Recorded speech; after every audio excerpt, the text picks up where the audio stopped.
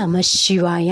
July 15, 2026 Varahi నవరాత్రులు start అండి. బుధవారం ఈ రోజు నుంచే ప్రతి ఒక్కరు కూడా 2-3 సంవత్సరాల నుంచి వారాహి నవరాత్రులు ఎవరు చేస్తున్నారో వాళ్ళు చక్కగా చేసుకోండి. అలాగే కొత్త వాళ్ళు ఎవరైనా చేయాలనుకుంటే మీకు ఎలా చేయాలి ఏంటి తెలియదంటే పంతులు గారికి ఒకసారి అడిగి చేసుకుంటే చాలా మంచిదండి.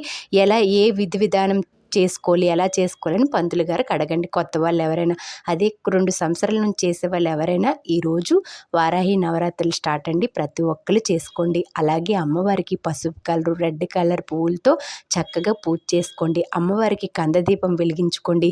అమ్మవారికి నైవేద్యంగా ప్రతిరోజు ఈ 9 రోజులు పానకం, వడపప్పు, పెసరపప్పు, బెల్లము, పానకం కూడా అమ్మవారికి పెట్టుకోవాలండి. అలాగే చిలకడ దుంపలు ఉంటాయి కదండి, ఎర్ర దుంపలు కూడా అమ్మవారికి నైవేద్యంగా పెట్టుకోండి.